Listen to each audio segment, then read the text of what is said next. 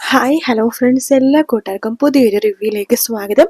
അങ്ങനെ നമ്മുടെ നാളത്തെ എപ്പിസോഡിൽ കാണാൻ പോകുന്ന ഭാഗം എന്ന് പറയുന്നത് നമ്മുടെ രാഹുൽ എന്തൊക്കെ വന്നാലും കൂട്ടി ചെയ്ത എല്ലാ അപരാധങ്ങൾക്കുള്ള ശിക്ഷയാണ് നാളെ കിട്ടാൻ പോണേ കേട്ടോ. അങ്ങനെ വിഷുവിന് സ്പെഷ്യലായിട്ട് തന്റെ മോളെ ഒന്ന് കാണാം. തന്റെ മോളായതിൽ പിന്നെ ഒരു വിഷുവിനെ പോലും അവളെ കാണാതിരുന്നിട്ടില്ല. അവളെയാണ് രാവിലെ താൻ കണി കാണുന്നത്. അതുകൊണ്ട് തന്റെ മോളെ എന്തായാലും ഈ പ്രാവശ്യം കണി കാണാനൊന്നും പറ്റില്ല. പക്ഷെ രാവിലെ തന്നെ തന്റെ മോളെ കാണാൻ പറ്റും. അതുകൊണ്ട് രാവിലെ തന്നെ മോളെ കാണാൻ പോണം. അത് അർദ്ധരാത്രി തന്നെ പോണം എന്ന് രാഹുൽ തീരുമാനിക്കണം. അങ്ങനെ രാഹുൽ ആരും കാണാതെ തലയിൽ കൂടിയിട്ട് ഇങ്ങനെ പുതപ്പൊക്കെ വെച്ച് മൂടിയിട്ട് പമ്മി പമ്മി പമ്മി ഷാരിയുടെയും സരിയുടെ അടുത്തേക്ക് ഇങ്ങനെ വരുവാട്ടോ. ആ സമയത്ത് നമ്മുടെ കിരൺ ദൂരത്ത് നിന്നൊക്കെ കാണുന്നുണ്ട്. വരുന്നുണ്ട് അവൻ വരുന്നുണ്ട്. എന്തായാലും അച്ഛൻ്റെ രണ്ട് ഗുണ്ടകൾ കൂടി ഇവിടെയുണ്ട്. നല്ല പണി കൊടുക്കാം കിരണേട്ടാ, സൂക്ഷിച്ചു വേണം എന്ന് പറയുമ്പോൾ കിരൺ പറയണ്ട്, എന്റെ കല്യാണി ഒരു കുഴപ്പമില്ല. എന്തായാലും ഇത്രയും നാള് ഞങ്ങളുടെ കുടുംബത്തിന് ഒരുപാട് ദ്രോഹിച്ചതല്ലേ ഇയാളെ കയ്യിൽ കിട്ടിയൊരു അവസരമാണ്. ഇത് ഞാൻ എന്തായാലും കളയില്ല കല്യാണി. അല്ല കിരണേട്ടന്റെ മുഖം അയാൾ കാണില്ലേ, അതൊരു പ്രശ്നമാവില്ലേ എന്ന് ചോദിക്കുമ്പോഴേക്കും, എന്റെ കല്യാണി ഞാൻ ദേ ഈ മാസ്ക് കണ്ടില്ലേ, ഇത് മുഖം വഴി ഇട്ടിട്ടാണ് പോകുന്നുണ്ടാവുക. പിന്നെ ഞാനാണെന്ന് അയാൾക്ക് ഒരിക്കലും മനസ്സിലാവില്ല. കാരണം ഞാൻ കിടപ്പിലാണല്ലോ അയാളുടെ കാഴ്ചയില്. ആ ധൈര്യത്തിലാണ് അയാൾ കയറി വരുന്നത്. ആകെ അച്ഛനെയും അച്ഛന്റെ ഗുണ്ടകളെ മാത്രമേ അയാൾക്ക് പേടിയുള്ളൂ. എന്തായാലും അയാൾ അവിടെ എത്തട്ടെ. എത്തിയതിനു ശേഷം മോളെയൊക്കെ കാണട്ടെ. എന്തായാലും ഇനി കാണാൻ പറ്റില്ലെങ്കിലോ അതുകൊണ്ട് മോളെയൊക്കെ കണ്ടിട്ട് തിരിച്ചു പോകുമ്പോൾ നല്ല രീതിയിൽ പണി കൊടുക്കാം എന്ന് കിരൺ പറയുന്നുണ്ട്. അയാളുടെ ആ ഒരു ആഗ്രഹങ്ങൾ നമുക്ക് സാധിച്ചു കൊടുക്കേണ്ട കല്യാണി. അയാളെ പോലെ ദുഷ്ടന്മാരാവരുതല്ലോ നമ്മൾ എന്ന് പറയണം. അങ്ങനെ രാഹുൽ പതുക്കെ വീടിനകത്തേക്ക് വാതിൽ മുട്ടുമ്പോൾ ഷാരി വാതിൽ തുറക്കുന്നുണ്ട്. വേഗം കയറി വാന്നുമ്പോൾ അകത്ത് കയറ്റി വാതിലടക്കുവാണ്. മനുഷ്യ, നിങ്ങൾ വന്നത് ആരെങ്കിലും കണ്ടോ? ആ ചന്ദ്രസേനൻ എങ്ങാനും ഇങ്ങോട്ട് വരുമോ? അവനൊന്നും വരാൻ പോകുന്നില്ല എന്ന് പറയണം. അല്ല നമ്മുടെ മോളെവിടെ? മോളെ ദേ സരിയു, ദേ അച്ഛൻ വന്നിട്ടുണ്ട് എന്ന് പറയണം. അച്ഛന്ന് പറഞ്ഞിട്ട് വേഗം തന്നെ സരിയു രാഹുലിനെ കെട്ടിപ്പിടിക്കുകയാണ്. മോളെ, എനിക്ക് വിഷുവിനെ മോളെ കാണാതിരിക്കാൻ പറ്റില്ലെന്ന് മോൾക്കറിയാലോ, അതുകൊണ്ട് വന്നതാ. അച്ഛൻ എനിക്ക് ഭയങ്കര സന്തോഷമുണ്ട്.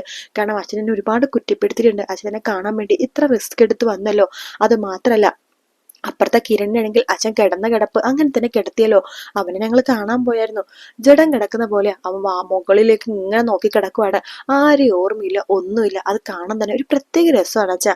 പക്ഷെ അവൻ അങ്ങനെ കിടന്നിട്ടും അവക്കൊരു കുലുക്കുമില്ല കേട്ടോ. അവള് ഭയങ്കര സന്തോഷത്തിലാണ്. വിഷുവൊക്കെ അടിച്ചു പിടിച്ച് ആഘോഷിക്കും അവിടെ. നാളെ സദ്യയൊക്കെ ഉണ്ടെന്ന് അറിയാൻ കഴിഞ്ഞത്. അവള് ഇങ്ങനെ മാറുമെന്ന് ഞാൻ വിചാരിച്ചില്ല. പണം ഉണ്ടെങ്കിൽ ആരായാലും മാറൂല അച്ഛാ. അവൻ കിടന്നാൽ എന്താ, അവന്റെ പണമൊക്കെ അവളാണല്ലോ ഇപ്പൊ നോക്കണത്. അതുകൊണ്ട് അവളെയും കൂടി അങ്ങനെ കിടത്തണോ വെച്ചെന്ന് പറയാണ്. നമുക്ക് എന്തായാലും നോക്കാം മോളെ. അല്ല നിന്റെ കുഞ്ഞോ, അവൾ ഉറങ്ങി എന്ന് പറയാണ്. മനോഹർ ഇല്ലേ, മനോഹേട്ടൻ കിടന്നുറങ്ങി അച്ഛ എന്ന് പറയാണ്. എന്തായാലും ഞാൻ പോട്ടെ, അധികം നേരം ഇവിടെ നിൽക്കാൻ പറ്റില്ല. അച്ഛൻ എപ്പോഴാ വരുന്നത്? ഞാൻ വരാം മോളെ, ഈ പൂക്കിലും കാര്യങ്ങളൊക്കെ ഒന്ന് കഴിയട്ടെ, അതിനുശേഷം ഞാൻ ഇങ്ങോട്ടേക്ക് വരാം. നോക്കി പോണേ മനുഷ്യ, ആ സേനന്റെ ഗുണ്ടകൾ ചിലപ്പോൾ നിങ്ങളെയും കാത്ത് പുറത്ത് നിൽക്കുന്നുണ്ടാകും എന്ന് പറയാണ്. ഇല്ലടി, ഞാൻ വന്നപ്പോ സൂക്ഷിച്ചു നോക്കിയിട്ടാ വന്നത്. പാത്രത്തിൽ എൻ്റെ കൂടെ ഗംഗയും വിക്രവും ഉണ്ടായിരുന്നു. അവര് വണ്ടിയിലുണ്ട് എന്ന് പറയണം. അവര് പ്രശ്നമൊന്നുമില്ലല്ലോ അല്ലേ? ഇല്ലടി, പ്രശ്നമൊന്നുമില്ല. അല്ല അച്ഛ ആരായി ഗംഗ? പെണ്ണാണോ? ഗംഗ അല്ല മോളെ, ഗംഗ പ്രസാദ്. അതൊക്കെ പറയാണ്ടെങ്കിൽ ഒരുപാടുണ്ട് കഥ. അതൊക്കെ ഞാൻ പിന്നീട് പറയാം. ഇനി വരുമ്പോൾ സ്വസ്ഥമായിട്ട് പറയാം. ഇതിപ്പോ ഒരുപാട് റിസ്കിലാ വന്നിരിക്കണത്. അച്ഛനെന്നാ പോട്ടെ ഷാരി, ഞാനെന്നാ പോയിട്ട് വരട്ടെ. ശരി എന്ന് പറയണം. അങ്ങനെ രാഹുൽ പോകുമ്പോൾ തന്നെ ഷാരി വാതിലടക്കാണ്. രാഹുൽ ഗേറ്റിന് എവിടെ എത്തുമ്പോൾ തന്നെ പെട്ടെന്ന് ഒരു അടി പുറകിൽ നിന്ന് കിട്ടുവാട്ടോ. രാഹുൽ അങ്ങനെ തന്നെ മലർന്നടിച്ച് വീഴുവാണ്. അത് വേറെ ആയിട്ട് നമ്മുടെ കിരണാണ്. അത് മാത്രമല്ല, കിരൺ ഒരു അടിയും കൂടി തലക്കിട്ട് കൊടുക്കുന്നുണ്ട്. ചാവണമെങ്കിൽ ചാവട്ടെ, എത്ര പേർക്ക് ദ്രോഹം ചെയ്തിരിക്കണത് എന്ന രീതിയിലാണ് കിരൺ അടിച്ചേക്കുന്നത് കേട്ടോ.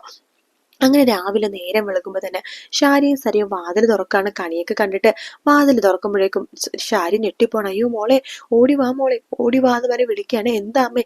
ദേ മുറ്റത്ത് നിന്റെ അച്ഛൻ കിടക്കുന്നു. അയ്യോ അമ്മ, അച്ഛനല്ല കിടക്കുന്നത്, വാ അമ്മ എന്ന് പറഞ്ഞിട്ട് വേഗം പോയി വിളിക്കണം. അച്ഛ എന്ന് പറയുമ്പോൾ ബോധം വരുന്നേ ഇല്ല കേട്ടോ. അയ്യോ അമ്മ, എന്ത് ചെയ്യുമേ? നീ ഒരു കാര്യം ചെയ്യും മോളെ, കാറിലേക്ക് കയറ്റി നമുക്ക് കാർ എടുത്തിട്ട് ഹോസ്പിറ്റലിലേക്ക് എത്രയും പെട്ടെന്ന് കൊണ്ടുപോവാം. ശരി അച്ഛ, ശരി അമ്മയെന്ന് പറയാണ്. അങ്ങനെ രാഹുലിനെ കാറിലേക്ക് കയറ്റി അവർ അങ്ങനെ ഒരു കാറിലേക്ക് കയറ്റിട്ട് ഹോസ്പിറ്റലിലേക്ക് കൊണ്ടുപോകുന്നുണ്ട് കേട്ടോ. ഹോസ്പിറ്റലിൽ എത്തുന്നതും നമ്മുടെ രാഹുലിനെ പെട്ടെന്ന് തന്നെ അവിടെ എമർജൻസിയിലേക്ക് കയറ്റുവാണ്. ശേഷം ഒരുപാട് പരിശോധനകൾക്ക് ശേഷം ഡോക്ടർ ഷാരിനെയും സരീനെയും വിളിച്ചു പറയുന്നുണ്ട്, അദ്ദേഹത്തിന്റെ തലയിൽ ഒരു പ്രാവശ്യമല്ല 2-3 പ്രാവശ്യം നല്ല ശക്തിയായിട്ട് അടി കൊണ്ടിട്ടുണ്ട്. അതിന്റെ ഭാഗമായിട്ട് അദ്ദേഹത്തിന് ഇനി ബ്രെയിനിന് ഡാമേജ് സംഭവിച്ചിട്ടുണ്ട്, നരമ്പുകൾക്കൊക്കെ ചതവ് സംഭവിച്ചിട്ടുണ്ട്, അതിനൊരിക്കലും ശരിയാക്കാൻ പറ്റില്ല, സോറി, നിങ്ങൾ ക്ഷമിക്കണം, അദ്ദേഹം ഇനി കിടന്ന കിടപ്പ് തന്നെയായിരിക്കും, ആരെയും ഓർമ്മയും കാണില്ല എന്ന് പറയുമ്പോൾ ഷാരിക്കും സരിനും ഷോക്ക് പോലെ ആവാട്ടോ.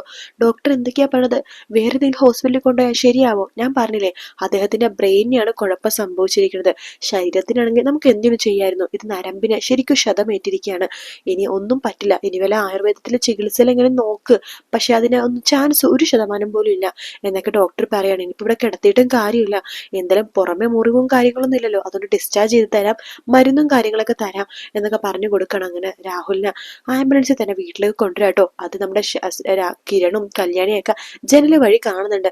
നോക്കൊക്കെ കണ്ണിന് കുളിർമയുള്ള കാഴ്ചയാണ് വിഷുവിന്. വാ എന്ന് പറഞ്ഞിട്ട് എല്ലാരെയും വിളിച്ച് കാണിക്കണം. അപ്പൊ കല്യാണിയും അതുപോലെ തന്നെ കിരൺ ജനലിൽ കൂടി നോക്കേണ്ട കല്യാണിയും ദീപയും അവിടുത്തെ വേലക്കാരത്തെ ചേച്ചിയും താരയൊക്കെ പുറത്തിറങ്ങി നോക്കുവാണ്.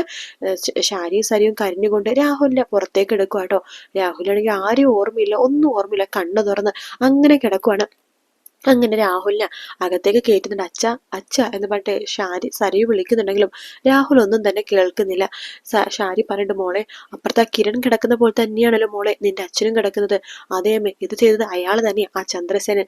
ആ കിരൺ അങ്ങനെ കിടക്കുന്നത് കൊണ്ട് അച്ഛനെയും അതുപോലെ കിടത്തിയിരിക്കാമേ. ഇന്ന് നമ്മൾ എന്ത് ചെയ്യാമേ, അച്ഛനെ ഈ വിധത്തിൽ കിടക്കണത് എനിക്ക് സഹിക്കാൻ പറ്റുന്നില്ലമ്മേ എന്ന് പറയുമ്പോൾ, എനിക്കും അങ്ങനെ തന്നെയാ മോളെ, എത്രയൊക്കെ ദുഷ്ടത്തിന് ചെയ്തിട്ടുണ്ടെങ്കിലും നല്ലൊരു അച്ഛനാ നിന്റെ എന്ന് പറയാണ്. എന്ത് ചെയ്യാനാ, നിന്റെ അച്ഛൻ ഈ ഒരു അവസ്ഥയിലായി എന്ന് പറയാണ്. എല്ലാത്തിനും കാരണം അവളാ, ആ കിരണ് കല്യാണി.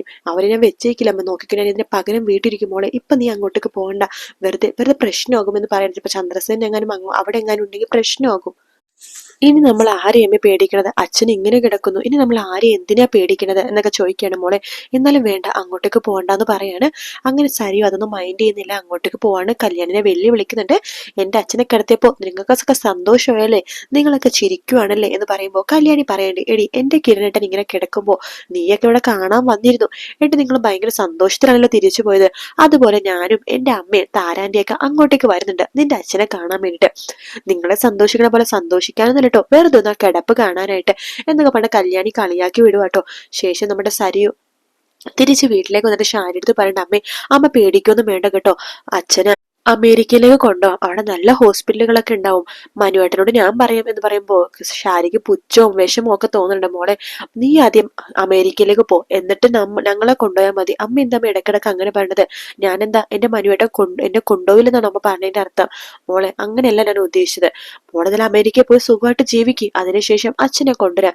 അല്ല അമ്മ, അമേരിക്കയിലും കൊറിയയിലൊക്കെ ചിലപ്പോൾ നല്ല ട്രീറ്റ്മെന്റ് ഉണ്ടാവും, അതുകൊണ്ടാ പറഞ്ഞത്. അതേ മോളെ, അതുകൊണ്ട് തന്നെയാണ് ഞാനും പറഞ്ഞത്, മോൾ അമേരിക്കയിൽ പോയിട്ട് സുഖമായിട്ടൊക്കെ ജീവിക്കും, അതിനുശേഷം നിന്റെ അച്ഛനെ അങ്ങോട്ടേക്ക് കൊണ്ട കാര്യം ആലോചിക്കാം എന്ന് പറയണം.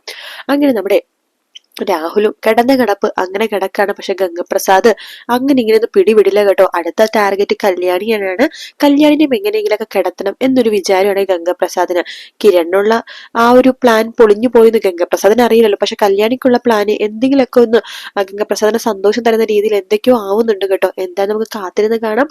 വീഡിയോ ഇഷ്ടപ്പെടുകയാണെങ്കിൽ ലൈക്ക് ചെയ്യാനും സബ്സ്ക്രൈബ് ചെയ്യാനും കമന്റ് ചെയ്യാനും മറക്കല്ലേ. മറ്റൊരു വീഡിയോ ആയിട്ട് വരാം. Take care, bye bye.